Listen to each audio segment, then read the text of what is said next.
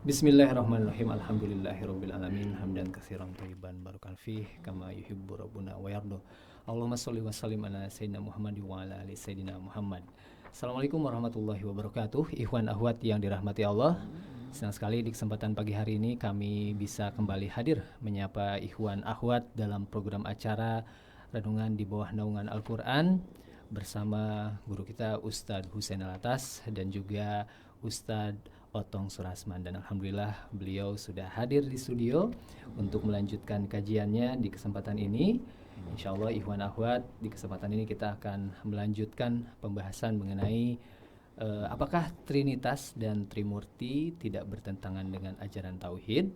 Nanti insyaallah Ustadz Otong akan memaparkan prolognya. Namun sebelumnya kita buka dulu dengan baca Al-Fatihah bersama-sama yang akan dipimpin langsung oleh Ustadz Husain Alatas. Kami persilakan Ustadz.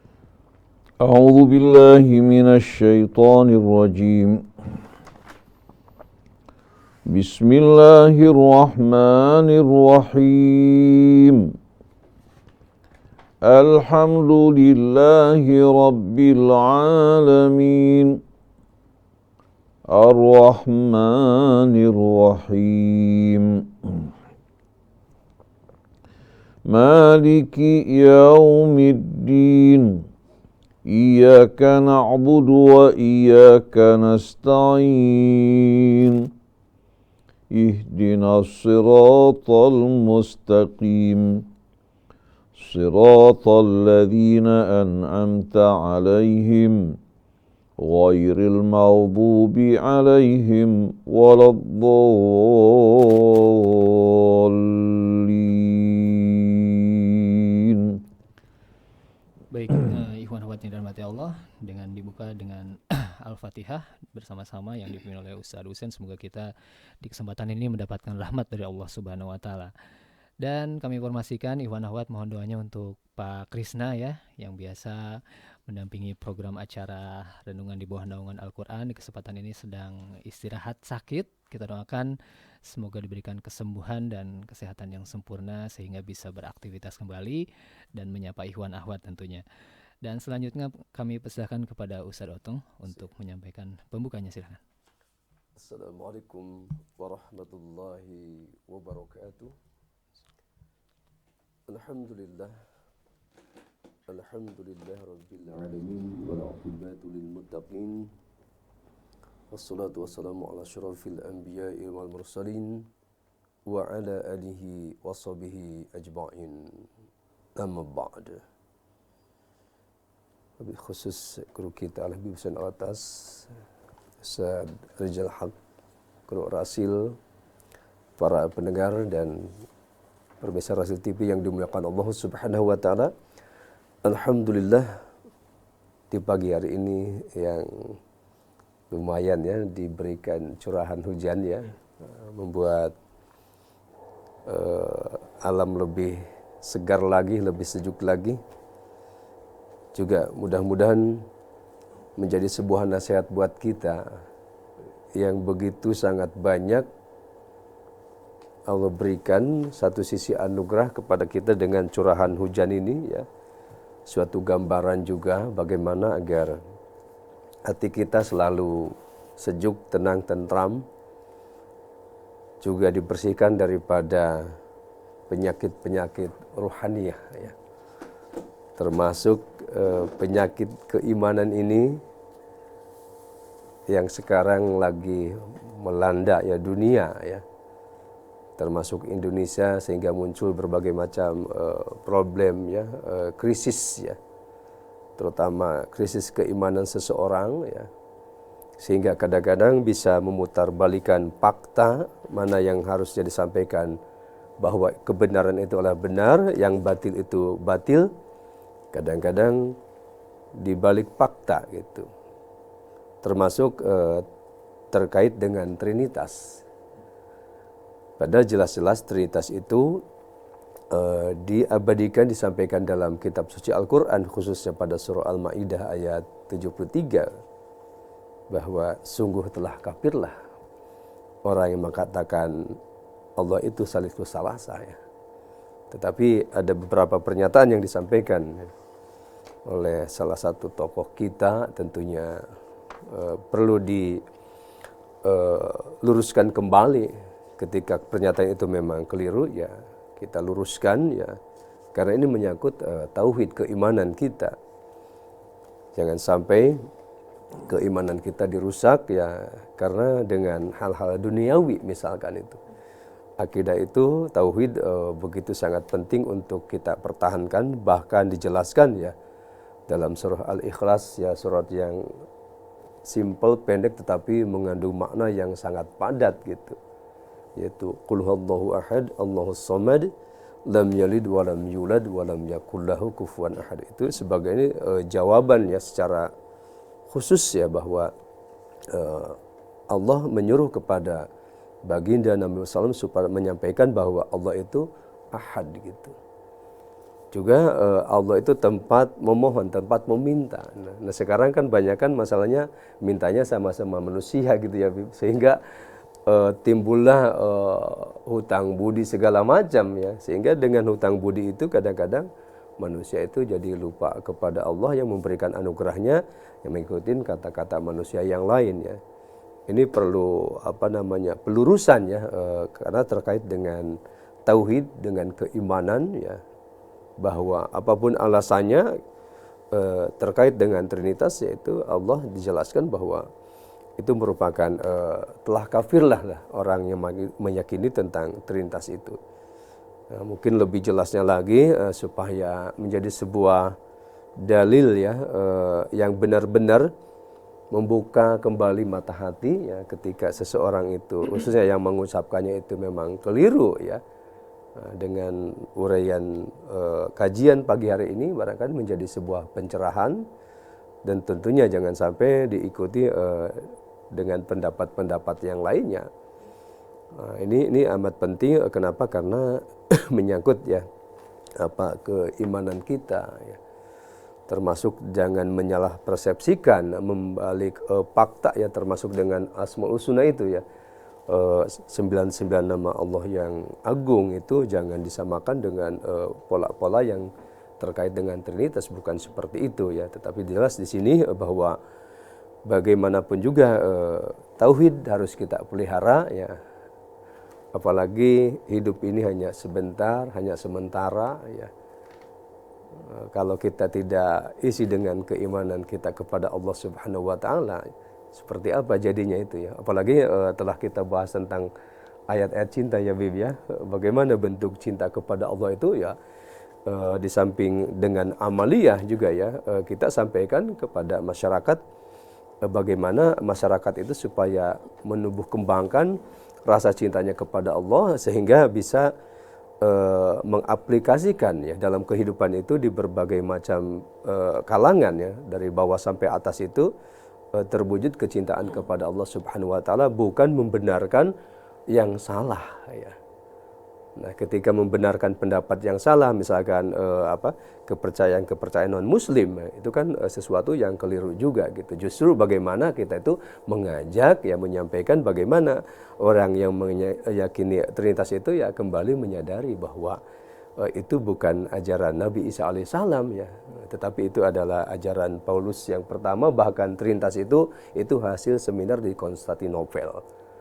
Wah, ini kenapa bisa berkembang itu? Artinya kan kenapa banyak yang tertipu ya sampai saat ini itu. Jadi yang ajaran Trinitas itu adalah bukan ajaran Nabi Isa alaihissalam ya, tetapi ajaran Paulus pertama, hasil seminar ketika itu ada pro dan kontra. Ya, maka alangkah menyedihkannya ya ketika ada seorang tokoh berpendapat ya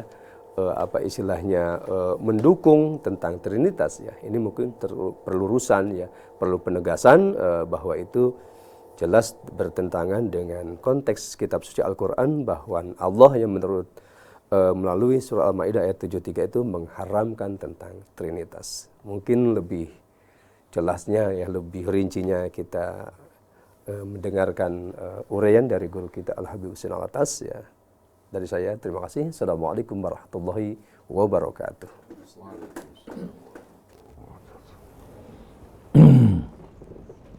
A'udzu billahi minasyaitonir rajim. Bismillahirrahmanirrahim.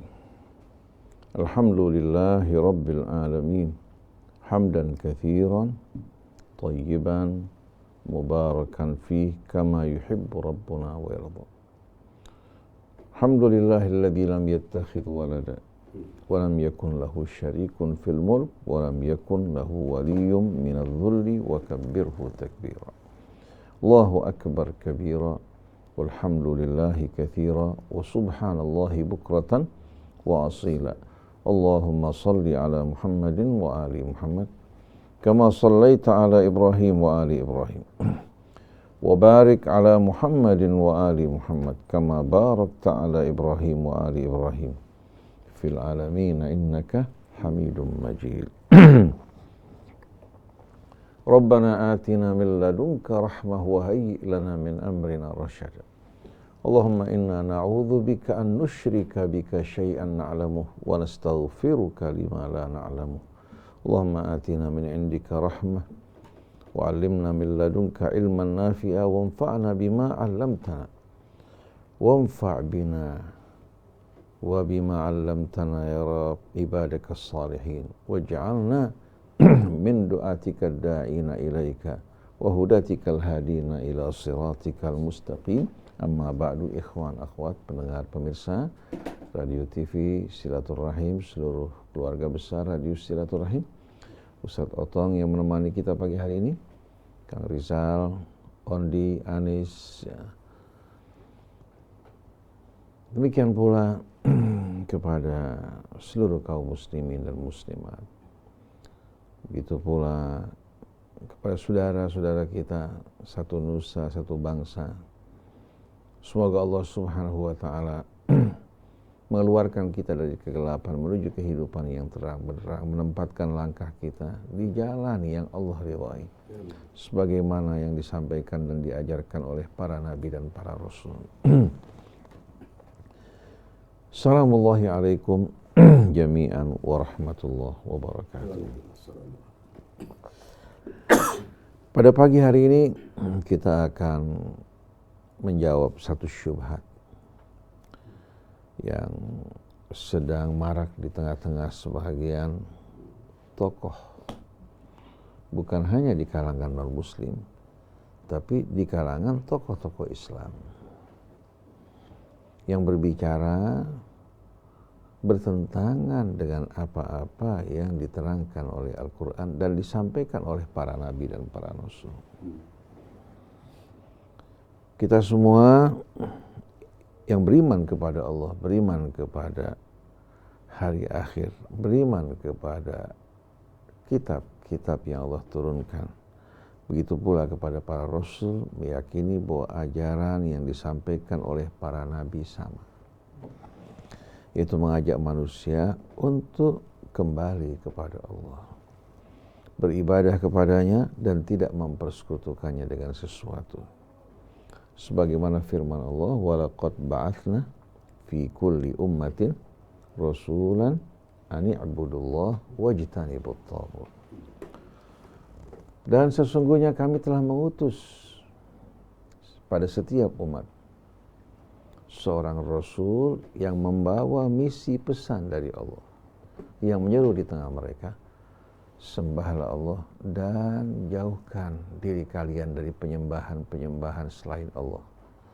Seluruh sembahan selain Allah dinamakan taghut, karena dialah satu-satunya ilah yang memerintah di langit dan di bumi selain dari Allah. Alam raya dan seluruh isinya adalah miliknya dan juga ciptaannya.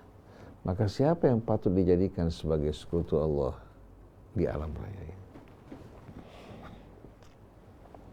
Seandainya terdapat ilah-ilah selain dari Allah, niscaya langit dan bumi akan mengalami kehancuran.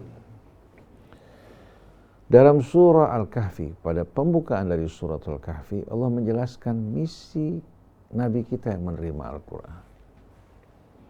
Dan ini juga misi para nabi sebelumnya, termasuk Al-Masih Isa ibnu Maryam Rasulullah wa kalimatuhu. Bismillahirrahmanirrahim. Alhamdulillahilladzi anzala al-kitab wa lam yaj'al lahu iwaja. Segala puji bagi Allah, karena turunnya kitab ini betul-betul merupakan karunia yang tak terhingga. Kalau kita hidup dalam kegelapan, meraba-raba membabi buta, betapa menderitanya kita. Al-Quran datang sebagai cahaya yang menerangi kegelapan hidup kita. Segala puji seluruhnya kami persembahkan kehadirat Allah yang telah menurunkan Alkitab dan tidak mengadakan kebengkokan di dalamnya. Kitab ini mengajak, membimbing kita menuju jalan yang lurus. Alhamdulillahilladzi anzala ala abdihil kitaba wa lam yaj'al lahu iwaja. Segala puji bagi Allah yang telah menurunkan kepada hambanya Alkitab, yaitu Al-Quran, dan tidak mengadakan kebengkokan di dalamnya.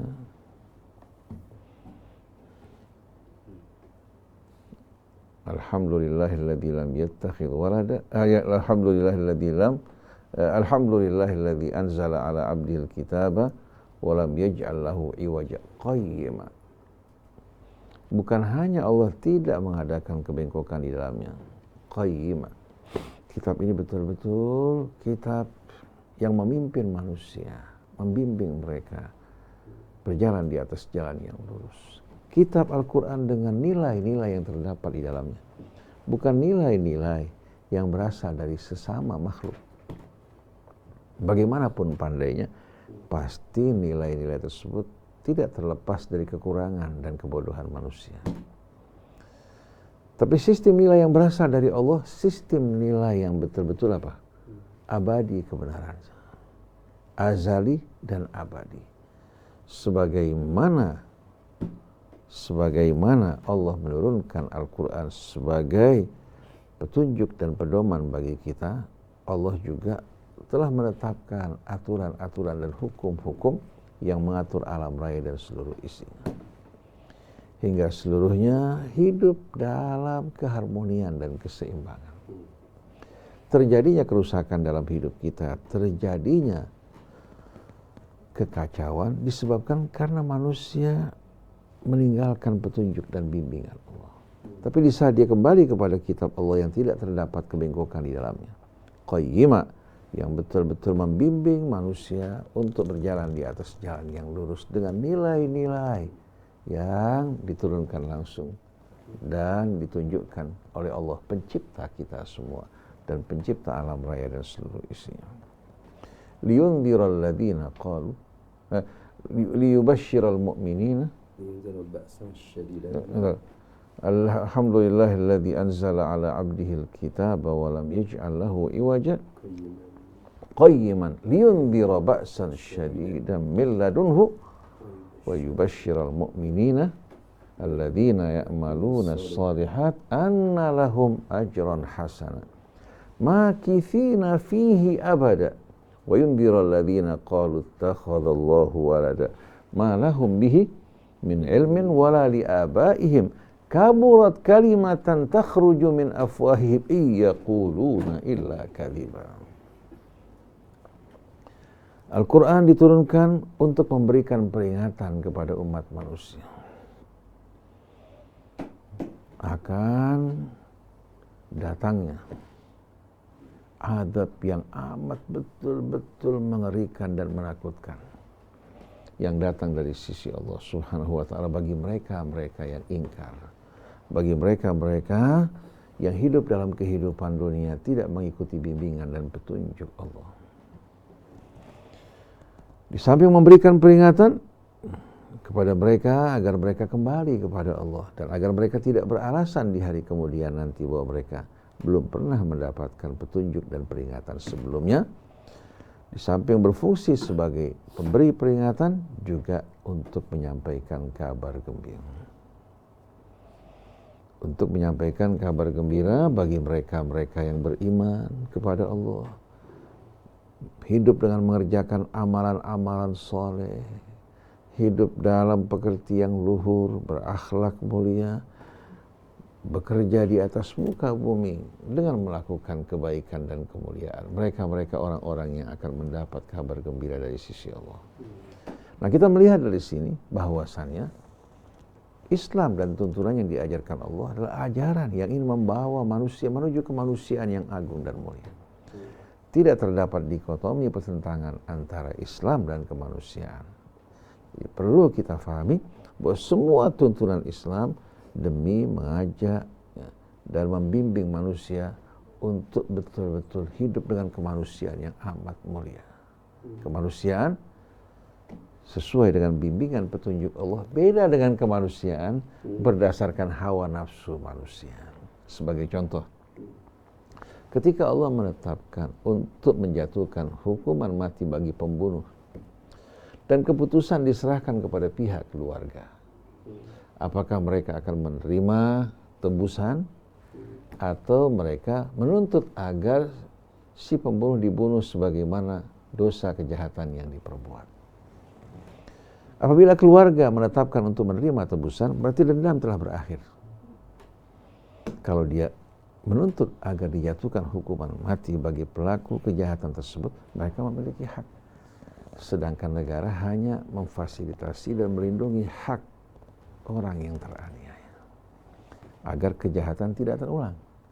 Tapi apabila si penjahat dimasukkan dalam penjara tanpa keridhaan dari pihak keluarga, ini bisa melahirkan dendam berantai. Bahkan bisa-bisa pihak keluarga melakukan pembalasan yang akan mendatangkan akibat buruk yang lebih besar. Jadi hukuman mati atau tidak diserahkan kepada pihak keluarga. Lalu sebagian orang mengatakan bahwa ini tidak manusiawi. Tidak manusiawi. Jawabannya, justru hukum yang ditetapkan untuk melindungi keselamatan manusia. Keselamatan manusia. Menghukum satu orang dengan kejahatannya melindungi umat manusia dan keselamatan mereka. Oleh karena itu Al-Quran mengatakan walakum fil qisasi hayatun ya ulil albab. Bagi kalian dalam hukum qisas ini ya, hayah akan terdapat kehidupan yang amat indah. Wahai orang-orang yang berakal.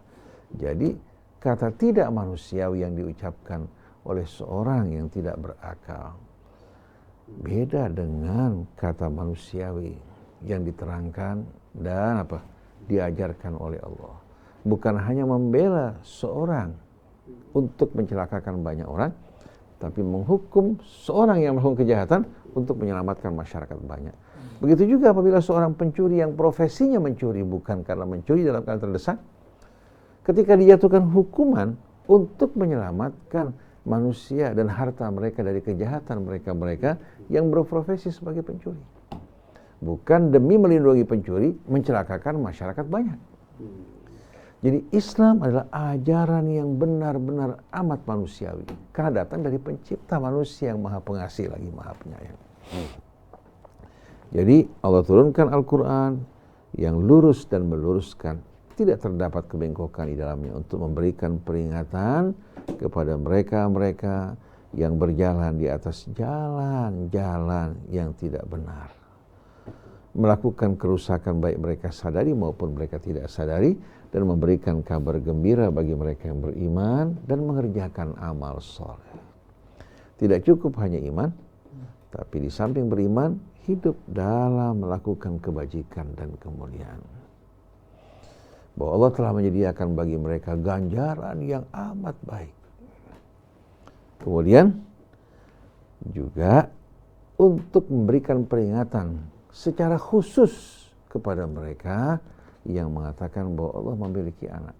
Wa yundirul ladzina qalu takhadallahu walada. Ini langsung datang dari Allah Subhanahu wa taala. Untuk memberikan peringatan kepada mereka yang mengatakan bahwa Allah memiliki anak. Ma lahum bihi min ilmin. Ucapan mereka tidak berdasarkan ilmu. Mereka dalam hal ini tidak memiliki ilmu. Ma lahum bihi min ilmin. Wala li abaihim. Begitu pula orang-orang tua mereka yang mengucapkan hal ini. Kaburat kalimatan takhruju min afwahihim. Sungguh amat dahsyat kalimat semacam ini yang keluar dari mulut mereka.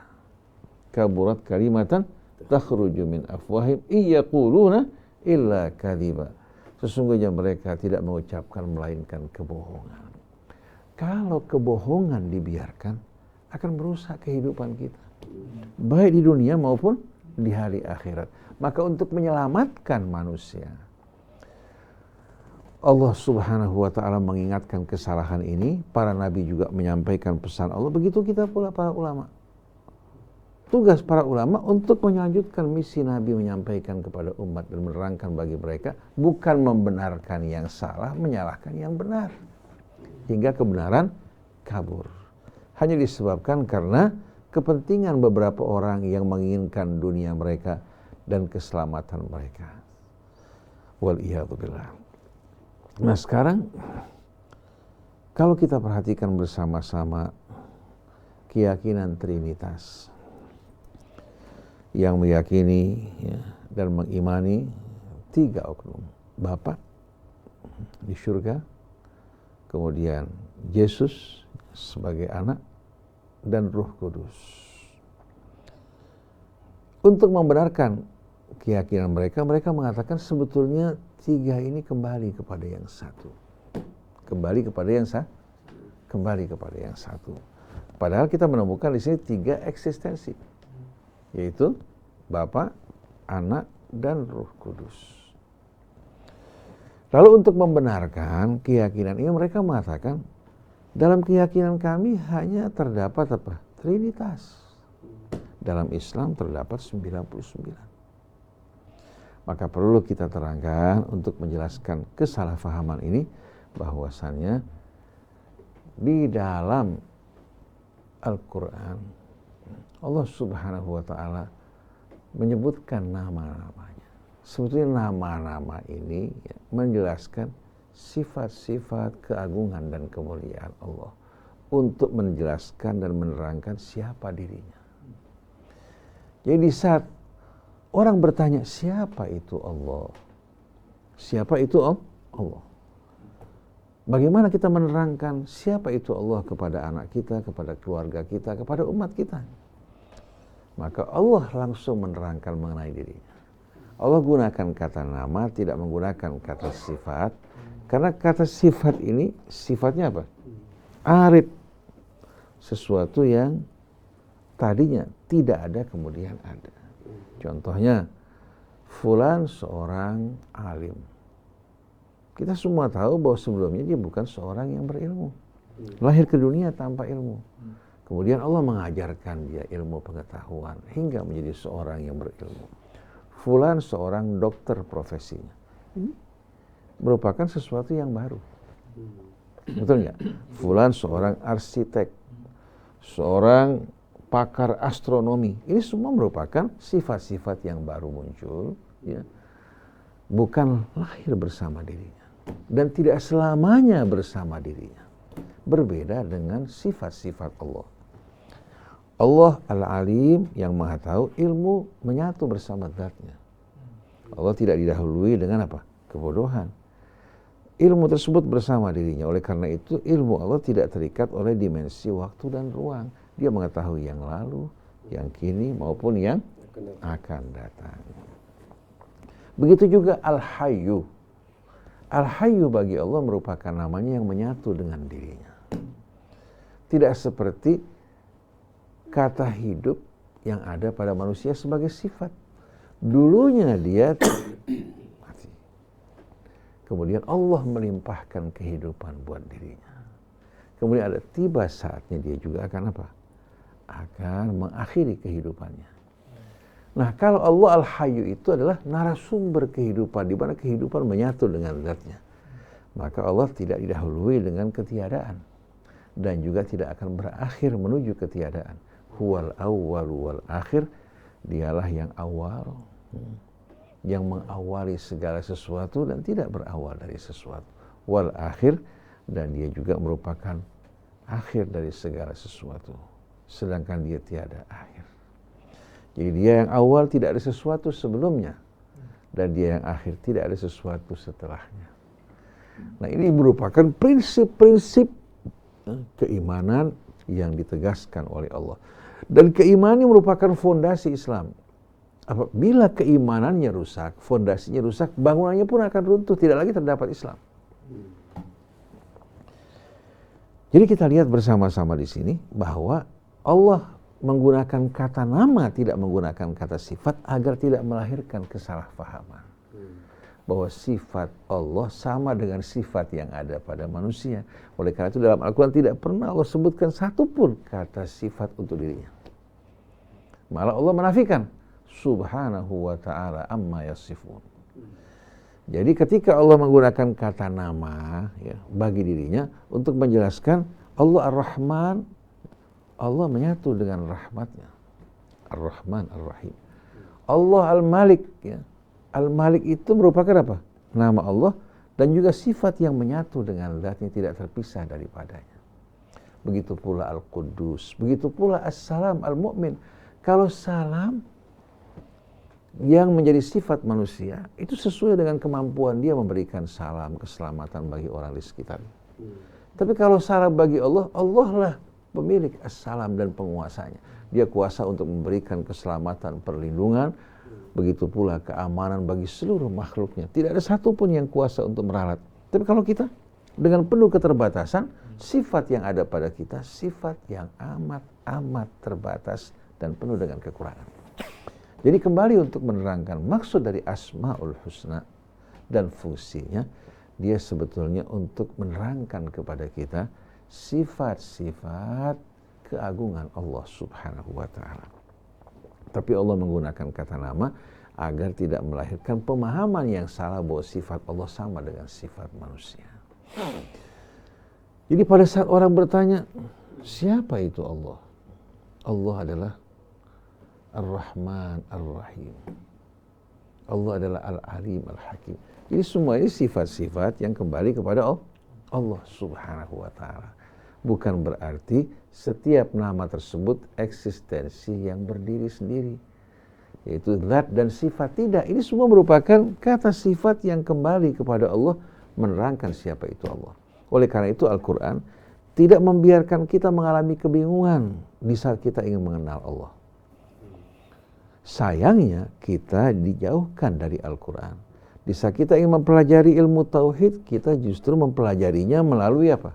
Melalui berbagai macam aliran-aliran akidah yang muncul di tengah-tengah umat Islam. Ada Asy'arinya, ada Maturidinya, ada Mu'tazilahnya, ada Salafinya, ada Syiahnya, ada Sunnahnya. Akhirnya bukan lagi apa? Berbicara mengenai keimanan kepada Allah, tapi meyakini doktrin-doktrin akidah dari satu kalangan. Akhirnya membuat kita mempelajari berbagai macam aliran akidah dalam Islam, tapi tidak mengenal Allah. Tidak meresapi keagungan Allah, kecintaan maupun kerinduan kepadanya. Tapi kalau Asmaul Husna tidak. Oleh karena itu ketika orang bertanya bagaimana kita mengenal Allah, saya katakan melalui asmanya.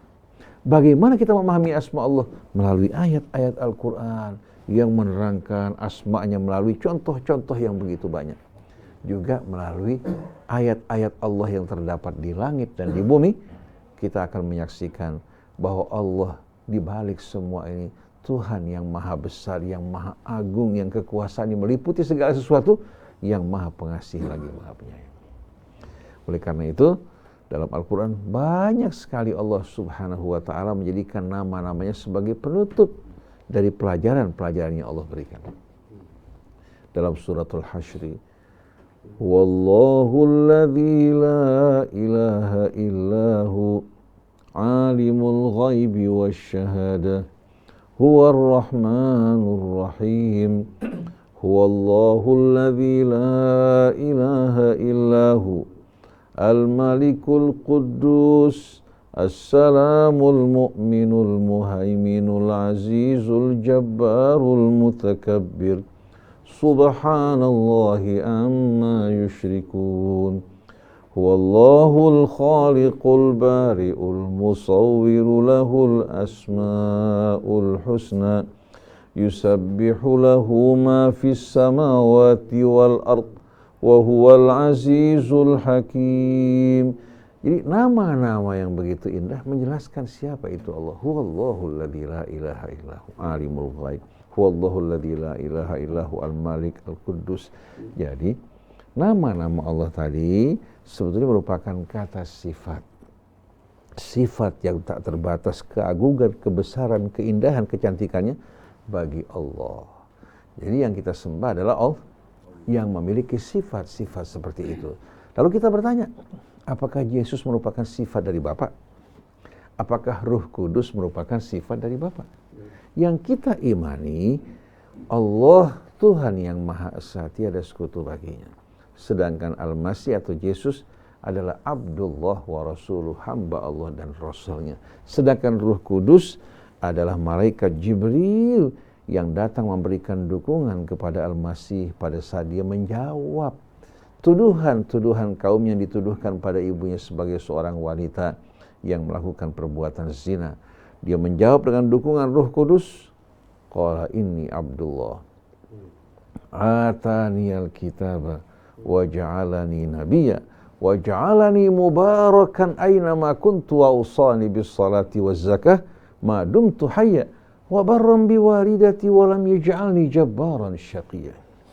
Yesus dalam Al-Qur'an diterangkan bagaimana sifat dan akhlak yang begitu luar biasa yang disucikan Allah dari tuduhan-tuduhan yang tidak benar. Allah anugerahkan baginya mukjizat menghidupkan yang mati, menyembuhkan orang yang buta, menyembuhkan orang yang terkena penyakit sopak atau belang, dan begitu banyak tanda-tanda kebesaran Allah yang Allah berikan kepada Al-Masih.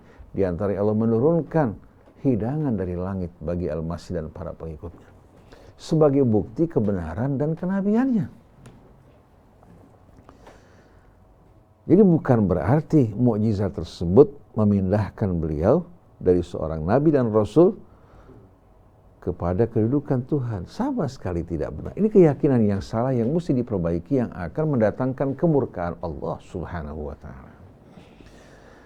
Jadi kita lihat bagaimana keterangan-keterangan yang begitu indah, yang tidak membingungkan kita. Yang tidak membingungkan kita pada saat kita ingin mengenal Allah, di saat kita memanggil namanya, kita merasakan hati kita yang begitu tersentuh, penuh dengan kecintaan dan kerinduan. Maka mari bersama-sama, ikhwan dari kalangan umat Islam maupun yang saat ini sebagai pemeluk agama Nasrani, mari kita kembali kepada kemurnian agama yang diturunkan Allah kepada para nabi. Oleh karena itu, keesaan Allah ini bukan satu hal yang sepele. Allah perintahkan nabinya untuk mengumumkan. Qul huwallahu ahad. Katakan, dialah Allah, Ahad, Tuhan yang Maha Esa. Ahad di sini menjelaskan siapa itu Allah. Ahad juga merupakan nama Allah. Allahus Samad juga menjelaskan siapa itu Allah. Allah adalah tempat rujukan seluruh alam raya yang kembali kepadanya, bergantung padanya, dan dia akan mengeluarkan mereka-mereka yang datang kepadanya dari kegelapan menuju kehidupan. Kita memiliki tempat berlabuh yang aman, yang maha kuasa, yang maha pengasih, yang maha penyayang, yang tidak pernah akan menutup pintunya dari kita. Dialah Allah As-Samad. Lam yalid, yang tidak beranak. Walam yulad, yang tidak diperanakkan. Walam yakun lahu kufuwan ahad, dan tidak ada satupun yang setara dengan dirinya. Jadi kalau seorang tokoh Islam mengatakan yang beranak yang diperanakkan, kemudian Ruh Kudus yang dihembuskan, ya, mewakili yang satu atau kembali kepada yang satu, lalu kita bertanya, apa artinya Allah turunkan suratul Ikhlas yang begitu jelas, memerintahkan Nabi untuk mengumumkan? Allah menolak hal ini untuk dirinya, tahu-tahu dia sebagai tokoh Islam menetapkan hal ini untuk Allah. Apakah ini bukan pembangkangan? Bukan hanya pembangkangan, bahkan kebohongan atas nama Allah, merupakan dosa yang amat besar. Mungkin hal ini masih belum jelas. Kita akan perjelas melalui ayat-ayat Allah yang menegaskan bahwa mereka yang meyakini bahwa Yesus sebagai anak Tuhan merupakan hal yang ditentang oleh Allah Subhanahu wa ta'ala. Bahkan yang bersangkutan Al-Masih Isa ibnu Maryam Rasulullah yang dipersekutukan menolak hal ini. Kalau kita membuka suratul Maidah ayat 73, Allah berfirman, laqad kafaral ladzina qalu innallaha thalithu tsalatsa. Ayat 72. Laqad kafara alladziina qalu innallaha huwal masih ibnu Maryam. Kita lihat. Laqad dalam bahasa Arab, laqad ini merupakan satu kalimat yang menunjukkan penegasan. Sungguh telah. Artinya sungguh telah. Laqad kafara alladziina qalu innallaha huwal masih ibnu Maryam. Sungguh telah kafir orang-orang yang berkata bahwasannya Allah adalah Al-Masih Ibnu Maryam. Jadi Allah menolak kalau Allah itu Al-Masih Ibnu Maryam. Sedangkan dalam ajaran Trinitas, Bapa di surga itu sama dengan anak di bumi. Betul nggak? Lalu Allah sendiri menolak hal ini untuk dirinya. Sungguh telah kafir orang yang mengatakan bahwa Allah adalah Al-Masih Isa putra Maryam. Kemudian waqala al-Masih, dan Al-Masih tampil maju berkata, Ya Bani Israel, a'budullaha Rabbi wa Rabbakum. Wahai anak-anak Israel, Israel adalah Ya'qub. Wahai anak-anak Israel, ketahuilah bahwa Allah adalah Tuhanku dan Tuhan kalian. Aku bukan anaknya, tapi Allah adalah Tuhanku dan Tuhan kalian. Innallaha Rabbi wa Rabbakum, innahu man yusyrik billah faqad harramallahu alaihi jannah. Sesungguhnya siapa saja yang mempersekutukan Allah, maka Allah haramkan atas dirinya surga. Oleh karena itu, karena kita tidak tega, tidak ingin saudara-saudara kita masuk dalam api neraka karena memilih jalan yang salah, kita terpanggil untuk menyampaikan hal ini. Bukan untuk mendiskreditkan, melecehkan, tidak. Dan tidak juga memaksakan. Kalau yang tidak mau menerima, kami tidak paksakan. Lakum dinukum waliyadin. Lana a'maluna walakum a'malukum. Walaupun yang kita inginkan keselamatan mereka. Jadi Al-Masih menegaskan siapa-siapa yang mempersekutukan Allah, Allah haramkan baginya syurga, bahkan wa ma'wahu nar, dan tempat kediaman yang abadi adalah api neraka. Wa ma lidh-dhalimina min ansar. Bagi orang-orang yang zalim yang melakukan perbuatan semacam ini, tidak akan menjumpai penolong yang membela mereka. Jadi jangan berharap bahwa Al-Masih akan membela mereka, justru Al-Masih akan berlepas tangan dari mereka. Lalu kembali Allah tegaskan, laqad kafara alladziina qalu innallaha tsalitsu tsalatsa. Sebagaimana Allah membantah perkataan yang mengatakan Allah adalah Al-Masih Ibnu Maryam atau Yesus, Allah juga menolak. Menolak apa? Menolak kalau seandainya apa? Dia merupakan salah satu dari bangunan 3 oknum. Bapa, Anak, dan Ruh Kudus. Sungguh telah kafir orang yang mengatakan bahwa Allah tsalitsu tsalatsa. Allah salah satu dari yang 3.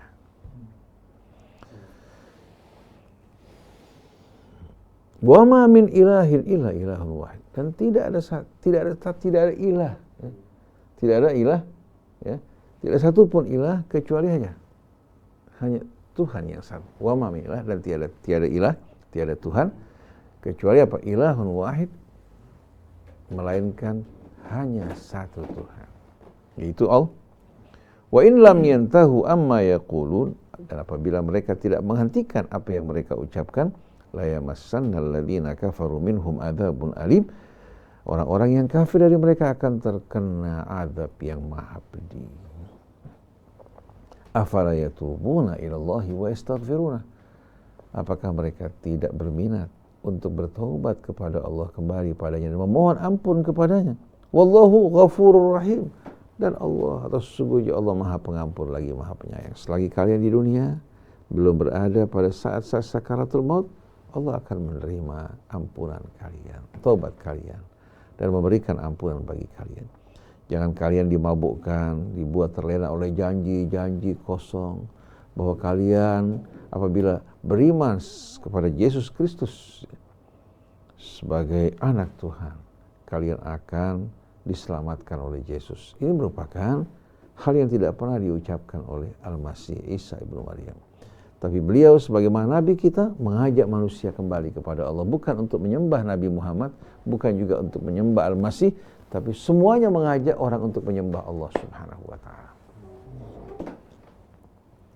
Ya, apakah mereka tidak ingin kembali kepada Allah, memohon ampun padanya?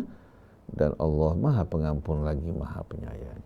Mal Masihu ibnu Maryam illa rasulun qad khalat min qablihi rusul. Sesungguhnya Al-Masih ibnu Maryam tiada lain melainkan seorang rasul, sebagaimana telah didahului oleh rasul-rasul sebelumnya. Wa ummuhu siddiqah, sedangkan ibunya Maryam seorang wanita siddiqah yang benar-benar murni, jujur, suci dan murni. Tidak pernah sedikit pun dia melakukan kebohongan, apalagi kebohongan dengan berbuat zina. Zina merupakan kebohongan, perbuatan khianat. Dan tidak pernah dia melakukan semuanya. Dia wanita yang suci, murni, dan jujur. Inilah ibu dari Nabi dan Rasul Al-Masih Isa ibnu Maryam. Kana ya'kulani ta'am. Al-Masih sebagai putra, begitu pula sebagai ibu, dua-duanya makan dan minum. Kedua-duanya juga mengeluarkan kotoran. Bagaimana mungkin makhluk yang memiliki sifat-sifat ini pantas menjadi Tuhan? Bukan kita merendahkan mereka, kita memuliakan mereka sebagai Nabi dan Rasul, tapi tidak mengimani mereka sebagai anak Tuhan. Undur kaifa nubayyinu lahumul ayat thumma anzur anna yufakun. Lihatlah bagaimana kami menjelaskan kepada mereka ayat-ayat kami, dan lihatlah bagaimana mereka dipalingkan. Kemudian lihatlah bagaimana mereka dipalingkan. Jadi kalau kita perhatikan bersama-sama, bahwasannya keyakinan Trinitas ini sebetulnya bukan keyakinan yang berasal dari ajaran Al-Masih, tapi merupakan ajaran yang bertentangan, berlawanan dengan ajaran Al-Masih. Oleh karena itu sebelum tahun 325 Masehi, gereja-gereja yang terdapat di Timur Tengah, di Asia Tengah, di luar gereja Paulus, semua meyakini Yesus sebagai Nabi dan Rasul. Oleh karena itu gereja mereka dinamakan gereja Rasul. Tapi semenjak konsili Nisia tahun 325 Masehi, ketika tokoh-tokoh gereja di seluruh dunia diundang dengan diprakarsai oleh Konstantin, tahu-tahu gereja Paulus yang mengundang mereka mengumumkan bahwa Yesus bukan seorang Rasul, tapi dia merupakan anak Bapa. Anak apa? Anak Bapa atau anak Tuhan. Dan Injil yang diakui pada saat itu hanya 4. Itu Yohanes, Markus, Lukas, Matius. Injil yang lain, Injil yang diharamkan. Dan pada saat itu uniknya, lucunya, mereka membalik keadaan. Mereka menganggap bahwa ajaran mereka, ajaran Yesus yang sebenarnya, yang menolak ini dikenal sebagai kaum bidat. Kaum bidat maksudnya kaum bid'ah. Kaum bid'ah. Jadi yang benar dikatakan bid'ah, sedangkan yang baru muncul yang bertentangan dengan ajaran para nabi, mereka mengatakan itulah ajaran yang sebenarnya. Oleh karena itu darah mengalir. Karena apa? Karena peperangan yang mereka lakukan terhadap kaum bidat. Yang meyakini bahwa Yesus sebagai hamba Allah dan Rasulnya diperangi, dibantai. Dan bukti-bukti sejarah mencatat semua ini. Bahkan kalau kita membaca sejarah kelam pada saat itu, kita akan menemukan bagaimana darah yang ditumpahkan tanpa dosa. Karena mereka mengatakan Tuhanku adalah Allah dan Al-Masih adalah Abdullah wa Rasul. Yang saya sampaikan bukan hal yang diada-adakan. Bisa mereka kembali kepada sejarah yang hitam kelam pada saat tersebut. Melalui Google pun mereka bisa melihat. Jadi dengan tegas Allah mengatakan bahwa mereka yang meyakini Al-Masih adalah Allah, atau yang meyakini bahwa Allah salah satu dari 3 adalah orang-orang yang kafir. Lalu saya bertanya-tanya, apakah tokoh Islam ini tidak membaca Al-Quran? Apakah kitab sucinya bukan Al-Quran? Kok dia mengatakan yang beranak, yang diperanakkan, dan Ruh Kudus itu sama? Lalu apabila Tuhan yang Maha Esa itu menggambarkan Allah yang Ahad, ya dengan sendirinya agama ini bertentangan sebetulnya dengan sila pertama. Kecuali kalau mereka memahami ketahuan yang Maha Esa berbeda dengan kita, itu hak mereka. Tapi kewajiban kami menjelaskan ajaran tauhid yang sebenarnya dan menjelaskan bahwa Asmaul Husna bukan eksistensi ya, yang menjadi sekutu Allah. Tapi semua ini merupakan kata sifat yang menjelaskan siapa itu Allah. Jadi kalau seorang mengatakan bahwa mangga Indramayu rasanya manis bercampur asam dengan aroma tertentu, dan mengandung juga pada saat kita memakan dagingnya mengandung rasa sagu, itu bukan berarti semua ini sekutu-sekutu bagi mangga Indramayu. Itu merupakan kandungan mangga Indramayu. Nah, Allah bukan benda, Allah bukan zat seperti kita. Nah, nama-nama ini menjelaskan siapa itu Allah agar kita tidak terjerumus ke dalam pemahaman yang salah, agar tidak menyamakan Allah dengan makhluknya, karena Allah Tuhan yang Maha Esa. Nah, untuk menegaskan kembali kebenaran hal ini, saya ingin membacakan ayat-ayat Al-Quran yang menjelaskan betapa dahsyatnya ucapan orang-orang yang mengatakan bahwa Allah Subhanahu wa Ta'ala memiliki anak. Mungkin hati mereka yang telah membatu tidak menyadari bahayanya hal ini. Padahal ini bisa menimbulkan petaka di dunia maupun di akhirat. Kalau umat Islam, ulama-ulamanya berdiam bahkan membenarkan yang salah hingga kebenaran hilang rambu-rambunya, maka azab Allah akan turun. Oleh karena itu kita menyampaikan hal ini untuk menyelamatkan bangsa kita dan umat dari azab Allah yang turun bila tidak diberikan peringatan. Allah Subhanahu wa Ta'ala berfirman dalam surah Maryam, dimulai dari ayat 88. Wa qalu ittakhadhar rahmanu walada. Dan mereka berkata, Allah Ar-Rahman yang Maha Pemurah mengangkat anak atau memiliki anak. Allah menjawab, laqad ji'tum syai'an idda. Sungguh kalian telah mengucapkan kata-kata yang amat dahsyat, kebohongan maupun kekejian. Takadu samawatu yatafattarna minhu wa tanshaqqul ardu wa takhirrul jibalu hadda. Ucapan kalian yang amat dahsyat ini hampir-hampir membuat langit hancur berkeping-keping. Wa tanshaqqul ardu, dan bumi terbelah. Wa takhirrul jibalu hadda, dan gunung-gunung tersungkur sujud dalam keadaan takut. Anda'u lirrahmani walada, karena mereka mengatakan bahwa Tuhan memiliki anak.